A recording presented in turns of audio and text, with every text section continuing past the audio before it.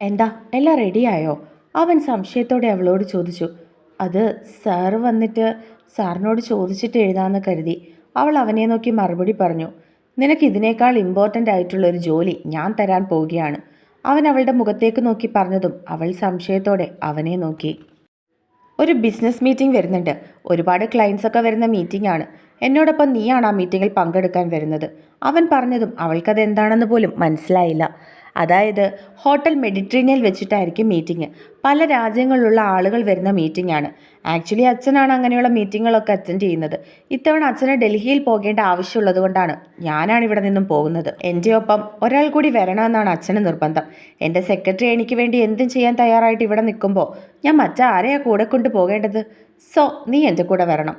അവൻ അവളെ കളിയാക്കിക്കൊണ്ട് പറഞ്ഞതും അവൾ ഞെട്ടി. ആൻഡ് വൺ മോർ തിങ്, 2 ദിവസത്തെ മീറ്റിംഗ് ആയിരിക്കും. അതായത് 2 ദിവസം ഹോട്ടലിൽ സ്റ്റേ ചെയ്യേണ്ടി വരും. അതിന് വില്ലിംഗ് ആയിട്ട് വേണം വരാൻ. അവൻ പറഞ്ഞതും അവൾ വീണ്ടും സംശയത്തോടെ അവനെ നോക്കി. അതിലുപരി 2 ദിവസം ആ ഹോട്ടലിൽ തങ്ങണം കൂടിയെന്ന് പറഞ്ഞപ്പോൾ അവൾക്ക് വയറ്റിൽ വെപ്രാളം പോലെ തോന്നി. ആദ്യമായിട്ടാണ് ഇങ്ങനെയൊക്കെ, അതും അയാനോടൊപ്പം.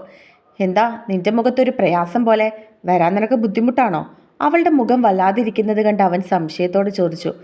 ഒന്നുമില്ല സർ, ഞാൻ വരാം. അവൾ അവൻ്റെ മുഖത്തേക്ക് നോക്കി മറുപടി പറഞ്ഞു. വരാമെന്നല്ല, വന്നിരിക്കണം. അത് പറയുമ്പോൾ അവൻ ഒരു കൈ ടേബിളിൽ ഊന്നി അവളുടെ മുഖത്തിൻ്റെ അടുത്തേക്ക് മുഖം അടുപ്പിച്ചുകൊണ്ടാണ് പറഞ്ഞത്. അവൻ മുഖം അവളുടെ മുഖത്തേക്ക് അടുപ്പിക്കുന്നത് കണ്ടതും അവൾ പുറകിലേക്ക് കുറച്ചു മാറി. ഒരു ജോലിക്ക് കയറുമ്പോൾ ഇങ്ങനെയൊക്കെ കാര്യങ്ങൾ ഉണ്ടാകുമെന്ന് മിസ്സിസ് ആമിയയ്ക്ക് അറിയില്ലായിരുന്നോ? അവൻ പറഞ്ഞതും അവൾ സംശയത്തോടെ അവൻ്റെ മുഖത്തേക്ക് നോക്കി. സാരല്ല, ഇങ്ങനെയൊക്കെയല്ലേ പഠിക്കുന്നത്, ഞാൻ പഠിപ്പിക്കും. അവൻ വീണ്ടും ഒരു പുച്ഛത്തോടെ പറഞ്ഞതും അവൾ ഒന്നും മിണ്ടിയില്ല. സർ സർ ഷെഡ്യൂൾ, പെട്ടെന്ന് വിഷയം മാറ്റാൻ എന്ന പോലെ അവൾ പറഞ്ഞു. അത് കേട്ട് മൂളിക്കൊണ്ട് അവൻ അവൻ്റെ സീറ്റിലേക്ക് പോയിരുന്നു. എന്നിട്ട് അവൻ്റെ അന്നത്തെ ദിവസത്തെ കാര്യങ്ങളൊക്കെ അവൾക്ക് പറഞ്ഞു കൊടുത്തു. അവൾ അതെല്ലാം തൻ്റെ നോട്ട് പാഡിൽ നോട്ട് ചെയ്തു. You can go now. അവൻ അവളുടെ മുഖത്തേക്ക് നോക്കി പറഞ്ഞതും അവൾ അവിടെ നിന്നും എഴുന്നേറ്റ് തൻ്റെ സീറ്റിലേക്ക് പോകാൻ തുടങ്ങി. 1 മിനിറ്റ്. പുറകിൽ നിന്നും അവൻ്റെ ശബ്ദം കേട്ടതും അവളൊന്ന് നിന്നു. പിന്നെ തിരിഞ്ഞ് എന്താണെന്നുള്ള സംശയത്തോടെ അവൻ്റെ മുഖത്തേക്ക് നോക്കി. ബിസിനസ് മീറ്റിങ്ങിന് വരുമ്പോൾ നീ ഇപ്പോൾ ഇട്ടിരിക്കുന്ന പോലുള്ള ഡ്രസ്സല്ല വേണ്ടത്.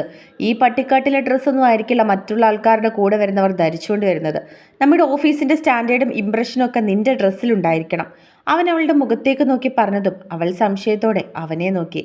ഞാൻ പറഞ്ഞത് എന്താണെന്ന് വെച്ചാൽ ഇതുപോലെയുള്ള ചുരിദാറും സാരിയും ഒന്നും ആയിരിക്കരുതെന്ന്. ജീൻസ്, ഷർട്ട് അങ്ങനെയുള്ള എക്സിക്യൂട്ടീവ് ഡ്രസ്സായിരിക്കണം വരേണ്ടത്. അവൻ അവളുടെ മുഖത്തേക്ക് നോക്കി പറഞ്ഞു. അതിന് തലയാട്ടിക്കൊണ്ട് അവൾ വീണ്ടും അവിടെ നിന്ന് പോകാൻ തുടങ്ങി. നിനക്ക് അങ്ങനെയുള്ള ഡ്രസ്സൊന്നും ഇല്ലായിരിക്കും അല്ലേ? വീണ്ടും അവൻ്റെ ചോദ്യം കേട്ട് അവളൊന്ന് നിന്നു. ഞാൻ വാങ്ങിക്കോളാം സർ. അവൾ അവനെ നോക്കി മറുപടി പറഞ്ഞു. എൻ്റെ ഒരു ഫ്രണ്ടുണ്ട്, ഹീസ് എ ഡിസൈനർ. ഞാൻ അവനെ ഇങ്ങോട്ട് വിളിക്കാം. നിനക്ക് ആപ്റ്റായിട്ടുള്ള ഡ്രസ്സ് അവൻ സെലക്ട് ചെയ്യും. അവൻ പറഞ്ഞതും അതിനൊന്ന് തലയാട്ടിക്കൊണ്ട് അവൾ തൻ്റെ റൂമിലേക്ക് നടന്നു. മാതാവേ, ബിസിനസ് മീറ്റിംഗ്, ഞാൻ ഇതുവരെ അതെന്താണെന്ന് പോലും കണ്ടിട്ടില്ല. അയാൾ പറഞ്ഞതുപോലെ ഒരുപാട് ആളുകളൊക്കെ വരുമായിരിക്കും. അതും വലിയ വലിയ ബിസിനസ് സാമ്രാജ്യത്തിൻ്റെ ഉടമകൾ വരുന്ന മീറ്റിംഗ്. അവരുടെ മുൻപിൽ എനിക്ക് പരിചയം പോലും ഇല്ല. അയാൾ മനഃപൂർവ്വമാണെന്ന് തോന്നുന്നു എന്നെ കൂട്ടി പോകുന്നത്. അവിടെ ചെന്ന് എന്തെങ്കിലും അബദ്ധം പറ്റിയാൽ എല്ലാവരുടെയും മുമ്പിൽ ഞാൻ നാണം കെടും. അവൾ മനസ്സിൽ ചിന്തിച്ചു. ഫെലിക്സിനോട് പറഞ്ഞില്ല ഇങ്ങനെ ഒരു മീറ്റിങ്ങിൻ്റെ കാര്യം. അയാളോടൊപ്പം 2 ദിവസം താമസിക്കണം. അതൊക്കെ ഞാൻ എങ്ങനെ അവനോട് പറയും? പറഞ്ഞാൽ അവൻ സമ്മതിക്കുമെന്ന് തോന്നുന്നില്ല. അവനോട് ചോദിക്കാതെ എന്തിനാണ് ഇങ്ങനൊരു തീരുമാനമെടുത്തതെന്ന് പറഞ്ഞ് എന്നെ വഴക്ക് പറയോ? ഇപ്പോൾ വിളിച്ചാൽ അവനെ കിട്ടുമായിരിക്കോ എന്തോ. അവൾ പറഞ്ഞുകൊണ്ട് തന്നെ ഫോൺ എടുത്തു. അടുത്തുള്ള അയാൻ്റെ റൂമിലേക്കൊന്ന് നോക്കി. അവൻ കാര്യമായിട്ട് എന്തോ ലാപ്ടോപ്പിൽ ചെയ്യുകയാണ്. അത് കണ്ടത് അവൾ പതിയെ വാട്സപ്പ് ഓപ്പൺ ചെയ്ത് ഫെലിക്സിന് മെസ്സേജ് അയച്ചു. അയാൻ മീറ്റിങ്ങിൻ്റെ കാര്യം പറഞ്ഞതും മറ്റും അവൾ ടൈപ്പ് ചെയ്തിരുന്നു. പെട്ടെന്ന് തന്നെ അതിൽ വീഴുകയും അത് ബ്ലൂ ടിക്ക് വീഴുകയും ചെയ്തു. നീ എന്തെങ്കിലും കാര്യം പറഞ്ഞ് ഒഴിഞ്ഞാൽ പോരായിരുന്നോ? അയാളുടെ ഒപ്പം എങ്ങനെയാണ് ഒറ്റയ്ക്ക് പോകുന്നത്? അല്ലെങ്കിൽ തന്നെ നിനക്ക് അതിനെപ്പറ്റി ഒന്നും അറിയില്ലല്ലോ. അറിയുന്നവരെ വേണ്ടേ കൂടെ കൊണ്ടുപോകാൻ? അവൻ തിരികെ ദേഷ്യപ്പെട്ട് അവളോട് ചോദിച്ചു. എനിക്കറിയില്ല ഫെലിക്സ്. അയാൾ പറയുമ്പോൾ പറ്റില്ല എന്ന് പറയാൻ എനിക്ക് പറ്റുമോ? അവളും തിരികെ അവനോട് ചോദിച്ചു. അവന് മെസ്സേജ് അയക്കുന്നുണ്ടെങ്കിലും ഇടയ്ക്കിടെ അവളുടെ കണ്ണുകൾ അയാൻ്റെ മുറിയിലേക്ക് പോയിരുന്നു. അവൻ നോക്കുന്നുണ്ടോ എന്നായിരുന്നു അവൾ ശ്രദ്ധിച്ചിരുന്നത്. നീ അയാളുടെ അച്ഛനോട് പറ നിന്നെ അതിൽ നിന്ന് ഒഴിവാക്കാൻ. ഓഫീസിൽ എത്രയോ മറ്റ് സ്റ്റാഫുകളുണ്ട്. അവരൊക്കെ കുറേ നാളായതല്ലേ വന്നിട്ട്. അവരെ ആരെങ്കിലും കൂട്ടിക്കൊണ്ട് പോകാൻ പറ. അവൻ പറഞ്ഞതും അവൾക്കും അത് ശരിയാണെന്ന് തോന്നി. അയാൻ പുറത്തേക്കോ മറ്റോ പോകുമ്പോൾ വിനയചന്ദ്രനെ കാണണമെന്നും അതിനെപ്പറ്റി അയാളോട് സംസാരിക്കണമെന്നും അവൾ തീരുമാനിച്ചു. ഇന്നലെ ഉച്ചയ്ക്ക് അവൻ ഫുഡ് കഴിക്കാൻ സമ്മതിക്കാത്തത് കൊണ്ട് തന്നെ ആമി ഇന്ന് 1 മണിയാകുമ്പോഴേക്കും ഫുഡ് കഴിക്കാൻ തുടങ്ങിയിരുന്നു. അത് കണ്ടതും അയാൻ അവളെ നോക്കി പുച്ഛത്തോടെ ഒന്ന് ചിരിച്ചുകൊണ്ട് വീണ്ടും ലാപ്ടോപ്പിൽ തന്നെ എന്തോ നോക്കിക്കൊണ്ടിരുന്നു. കുറച്ച് നിമിഷങ്ങൾ കഴിഞ്ഞതും this is a girl I told you about. ആമിയുടെ ക്യാബിനിലേക്ക് വന്നിട്ട് അവളെ ചൂണ്ടിക്കാണിച്ചുകൊണ്ട് അവൻ തൻ്റെ അടുത്ത് നിൽക്കുന്നവനെ നോക്കി പറഞ്ഞു. അതിനവൻ അവനെ നോക്കി ഒന്ന് തലയാട്ടി. അവരെ കണ്ടതും ആമി പെട്ടെന്ന് തൻ്റെ സീറ്റിൽ നിന്നും എഴുന്നേറ്റു. ഇവൻ നിനക്ക് വേണ്ട ഡ്രസ്സ് ഡിസൈൻ ചെയ്യും, അവൻ പറഞ്ഞു. അത് കേട്ടതും അയാൾ ആമിയുടെ അടുത്തേക്ക് നടന്നു. എക്സ്ക്യൂസ് മീ, അയാൾ പറഞ്ഞതും ആമിയെക്കുറിച്ച് മാറി നിന്നു. അയാൾ ആമിയുടെ ഓരോ മെഷർമെൻറ്റ്സും എടുക്കാൻ തുടങ്ങി. ഒരു പാവ പോലെ ആമി അവൻ ചെയ്യുന്നത് ഓരോന്നും നിന്നുകൊടുത്തു. ഓക്കെ, താങ്ക് യു, അയാൾ പറഞ്ഞതും ആമി തലയാട്ടി. അയാൻ ലുക്ക്, അത് പറഞ്ഞ് തൻ്റെ കയ്യിലുണ്ടായിരുന്ന ഫോണിൽ ഓരോ ഡ്രസ്സിൻ്റെയും ഫോട്ടോ അവനെ കാണിച്ചു. Okay, this one, I think this one is apt for her. അതിൽ നിന്നും ആമിയുടെ അഭിപ്രായം പോലും ചോദിക്കാതെ അവനൊരു ഡ്രസ്സ് സെലക്ട് ചെയ്തു. യാ, അവനും അയാനെ നോക്കി പറഞ്ഞു. ആമിയാണെങ്കിൽ എല്ലാം കണ്ട് കണ്ണും തള്ളി നിൽക്കുകയാണ്. അവളുടെ അഭിപ്രായം പോലും ചോദിക്കാതെയാണ് അവർ രണ്ടുപേരും കൂടി അവൾക്കുള്ള ഡ്രസ്സ് സെലക്ട് ചെയ്യുന്നത്. അറ്റ്ലീസ്റ്റ് അവൾ അതൊക്കെ ഇടുവോ എന്ന് പോലും അവൻ ചോദിക്കുന്നില്ല എന്ന് അവൾ ഓർത്തു. ഇതെന്താ ഇയാൾ ഇങ്ങനെ? ഡ്രസ്സ് ഇടുന്നത് ഞാനല്ലേ? എൻ്റെ കംഫർട്ടും എൻ്റെ ഇഷ്ടവും നോക്കാതെ ഇയാൾ ഡ്രസ്സ് സെലക്ട് ചെയ്തത് എന്തിനാ? ദൈവമേ, ഏത് കോലത്തിലുള്ള ഡ്രസ്സാണോ എന്തോ ഇയാൾ സെലക്ട് ചെയ്തത്, അവൾ സ്വയം പറഞ്ഞുകൊണ്ട് ആലോചിച്ചു. ഓക്കെ, താങ്ക്സ് അരവിന്ദ്, അവൻ അയാളുടെ കയ്യിൽ പിടിച്ചുകൊണ്ട് പറഞ്ഞതും അവനും ഒന്ന് പുഞ്ചിരിച്ചു. അരവിന്ദ് അവനെ നോക്കി യാത്ര പറഞ്ഞതിന് ശേഷം അവിടെ നിന്നും പോയി. ദൈവമേ, ഡ്രസ്സ് വരെ സെലക്ട് ചെയ്തു. ഇയാളാണെങ്കിൽ പുറത്തേക്കൊന്നും പോകുന്നത് പോലും ഇല്ല. ഇനി ഞാൻ സാറിനെ കണ്ട് എങ്ങനെ സംസാരിക്കും എന്നെ ഇതിൽ നിന്നൊന്ന് ഒഴിവാക്കാൻ? അവൾ എന്ത് ചെയ്യണമെന്നറിയാതെ നിന്നു. ഞാൻ നിനക്ക് വേണ്ടി നല്ലൊരു ഡ്രസ്സ് സെലക്ട് ചെയ്തിട്ടുണ്ട്. അവൻ പുച്ഛത്തോടെ അവളുടെ മുഖത്തേക്ക് നോക്കി മറുപടി പറഞ്ഞു. സർ, ഡ്രസ്സ് ഇടുന്നത് ഞാനല്ലേ? അറ്റ്ലീസ്റ്റ് എൻ്റെ അഭിപ്രായം ഒന്ന് ചോദിക്കണ്ടേ? എവിടുന്നോ വന്ന ധൈര്യത്തിൽ അവൾ അവൻ്റെ മുഖത്തേക്ക് നോക്കി പറഞ്ഞു. അത് കേട്ടതും അവൻ കൈകൾ മാറിൽ കെട്ടി അവളുടെ മുഖത്തേക്ക് നോക്കി. അവൻ നോക്കുന്നത് കണ്ടതും അവളും സംശയത്തോടെ നോക്കി. നിനക്ക് എക്സിക്യൂട്ടീവ് ലുക്കിനെ പറ്റി എന്തറിയാം? അന്ന് ചുരിദാറും സാരിയും ഒന്നും ഉടുത്താൽ പോരാ. അവിടെ കല്യാണ റിസപ്ഷൻ അല്ല നടക്കുന്നത്. മറ്റുള്ള ആൾക്കാരുടെ കൂടെ വരുന്ന സെക്രട്ടറിമാർ എങ്ങനെയുള്ള ഡ്രസ്സാണ് ധരിക്കുന്നതെന്ന് നിനക്കറിയോ? എൻ്റെ സെക്രട്ടറി എങ്ങനെയായിരിക്കണമെന്ന് എനിക്ക് കുറച്ച് ബോധ്യമുണ്ട്. എന്തായാലും ഞാൻ സെലക്ട് ചെയ്ത ഡ്രസ്സ് നിനക്ക് ചേരാതിരിക്കില്ല. അവൻ അത്രയും അവളുടെ മുഖത്തേക്ക് നോക്കി പറഞ്ഞതിന് ശേഷം അവളുടെ മറുപടിക്ക് കാത്തു നിൽക്കാതെ അവൻ്റെ മുറിയിലേക്ക് നടന്നു. വൈകിട്ടും വിനയചന്ദ്രനെ കാണാനുള്ള അവസരം അവൾക്ക് കിട്ടിയിരുന്നില്ല. നീ എന്താണെങ്കിലും അബദ്ധമാണ് ആമി കാണിച്ചത്. വൈകിട്ട് ഫെലിക്സ് അവളുടെ അടുത്തേക്ക് വന്നതും അവളെ നോക്കി പറഞ്ഞു. അതെ, ആ സാറിന് ചേച്ചി ഇഷ്ടമില്ലാത്ത സ്ഥിതിക്ക് സാറിൻ്റെ കൂടെ പോകാൻ ചേച്ചി സമ്മതിക്കണ്ടായിരുന്നു. എന്തെങ്കിലും കാര്യം പറഞ്ഞു ഒഴിഞ്ഞാൽ മതിയായിരുന്നു. സാർ എക്സ്പീരിയൻസ് ഉള്ള ഏതെങ്കിലും ചേട്ടന്മാരെ കൂടെ കൊണ്ടുപോകില്ലായിരുന്നോ? സാൻഡ്ര അവളെ നോക്കി പറഞ്ഞു. നിങ്ങൾക്കൊക്കെ അങ്ങനെ പറയാം. അയാൾ എൻ്റെ അനുവാദം പോലും ചോദിക്കാതെ എന്നെ കൂടെ കൊണ്ടുപോകുന്നത് തീരുമാനിച്ചു. എൻ്റെ ഡ്രസ്സ് വരെ, അതും അതെന്താണെന്ന് പോലും ഞാൻ കണ്ടില്ല. അപ്പോൾ അതിലൊക്കെ ഞാൻ എന്ത് അഭിപ്രായം പറയാനാ? എനിക്ക് പറ്റില്ല എന്ന് ഞാനൊരു തീരുമാനമെടുത്താൽ അയാൾ പറയുമെങ്കിൽ പിന്നെ ജോലി കളഞ്ഞ് പൊയ്ക്കോളാൻ. അവൾ തൻ്റെ നിസ്സഹായതാവസ്ഥ അവരോട് പറഞ്ഞു. അങ്ങനെ അയാൾ അങ്ങനെ പറയുകയാണെങ്കിൽ അത് കുറച്ചുകൂടി നല്ലതായിരുന്നു. അയാളായിട്ട് നിന്നെ പറഞ്ഞു വിടില്ല അവിടെ നിന്നും. ഇതാകുമ്പോൾ നിനക്ക് പറ്റിയൊരവസരമായിരുന്നു. ഫെലിക്സ് അവളെ നോക്കി മറുപടി പറഞ്ഞതും അവൾ ഒന്നും മിണ്ടിയില്ല. ഇനിയിപ്പോൾ ഞാൻ ആലോചിച്ചിട്ട് ഒരു ഐഡിയ മാത്രമേ ഉള്ളൂ. ചേട്ടൻ പറഞ്ഞതുപോലെ ചേച്ചി പോയി വിനയൻ സാറിനെ കാണണം. ചേച്ചിക്ക് പോകാൻ താല്പര്യമില്ല എന്ന് പറയണം. സാൻഡ്ര അവളെ നോക്കി മറുപടി പറഞ്ഞു. അത് ശരിയാവില്ല. അയാൾ ഒരു നല്ല മനുഷ്യനാണെന്നല്ലേ നിങ്ങൾ പറയുന്നത്? ആ സ്ത്രീക്ക് താല്പര്യമില്ല എന്നൊക്കെ പറയുമ്പോൾ അത് അയാളെ ധിക്കരിക്കുന്നത് പോലെയാ. താല്പര്യമില്ല എന്ന് പറയണ്ട. നീ അവിടെ പുതിയതല്ലേ, നിനക്ക് അതിനെപ്പറ്റി ഒന്നും അറിയില്ല. അതുകൊണ്ട് അറിയാവുന്ന ആളിനെ കൊണ്ടുപോകുന്നതല്ലേ നല്ലതെന്ന് നൈസായിട്ട് ചോദിച്ചാൽ മതി. അപ്പോൾ അദ്ദേഹം എന്താണ് പറയുന്നതെന്നറിയാം. അവൻ അവൻ്റെ അഭിപ്രായം അവളോട് പറഞ്ഞു. പക്ഷെ ഞാനിങ്ങനെ വിനയൻ സാറിനോട് പറഞ്ഞു എന്ന് സാർ അയാളോട് പറയില്ലേ? അങ്ങനെ പറഞ്ഞാൽ അയാൾ പ്രശ്നം ഉണ്ടാക്കും. അവൾ വീണ്ടും അവരുടെ മുഖത്തേക്ക് നോക്കി പറഞ്ഞു. നീ അങ്ങനെ ചെന്ന് പറഞ്ഞ കാര്യം അയാളുടെ മകനോട് പറയണ്ട എന്ന് അയാളോട് റിക്വസ്റ്റ് ചെയ്താൽ പോരെ? അവൻ അതിന് മറുപടിയായി അവളോട് ചോദിച്ചു. അതൊക്കെ നടക്കുമോ ഫെലിക്സ്? ആമി സംശയത്തോട് ചോദിച്ചു. നടക്കും. നീ ജസ്റ്റ് നാളെ ഒന്ന് ചോദിച്ചു നോക്ക്. അദ്ദേഹം എന്താ പറയുന്നതെന്ന് നോക്കാം. അവൻ പറഞ്ഞതും അവൾക്കും അത് ശരിയാണെന്ന് തോന്നി. പക്ഷെ നേരിട്ട് ചോദിക്കാൻ പറ്റില്ല. അയാൾ നാളെ ഓഫീസിൽ തന്നെ ഉണ്ടെങ്കിൽ എനിക്ക് വിനയൻ സാറിൻ്റെ ക്യാബിനിലേക്ക് പോകാൻ കഴിയില്ല. ഇന്ന് തന്നെ ഞാൻ എത്ര തവണ ട്രൈ ചെയ്തതാണെന്നറിയോ വിനയൻ സാറിനെ ഒന്ന് കാണാൻ. പക്ഷെ അയാൾ അവിടെ തന്നെ ഇരിക്കുന്നത് കൊണ്ട് എനിക്ക് അവിടെ നിന്ന് എഴുന്നേൽക്കാൻ പോലും കഴിഞ്ഞില്ല. അവൾ വിഷമത്തോടെ പറഞ്ഞു. ചേച്ചിയുടെ കയ്യിൽ വിനയൻ സാറിൻ്റെ നമ്പറില്ലേ? നേരിട്ട് പോയി ചോദിക്കണ്ട. രാത്രി സാറിനെ ഒന്ന് വിളിക്ക്. എന്നിട്ട് ചേച്ചിയുടെ അഭിപ്രായം പറ. അല്ലേ ചേട്ടാ, അതല്ലേ നല്ലത്?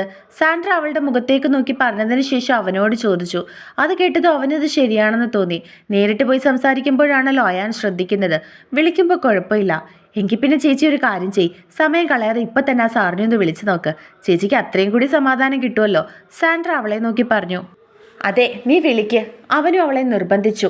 അവരുടെ രണ്ടുപേരുടെ നിർബന്ധത്തിന് വഴങ്ങിക്കൊണ്ട് അവൾ വിനയചന്ദ്രനെ വിളിച്ചു. 2-3 റിങ് കേട്ടത് മറുവശത്തു നിന്നും ഫോൺ എടുത്തു. ഹലോ സർ, ഞാൻ ആമിയാണ്, അവൾ പേടിയോട് പറഞ്ഞു. അത് കേട്ടത് മറുവശത്ത് അനക്കമൊന്നും ഉണ്ടായില്ല. സർ, അവൾ വീണ്ടും വിളിച്ചതും അയാളൊന്ന് മൂളി.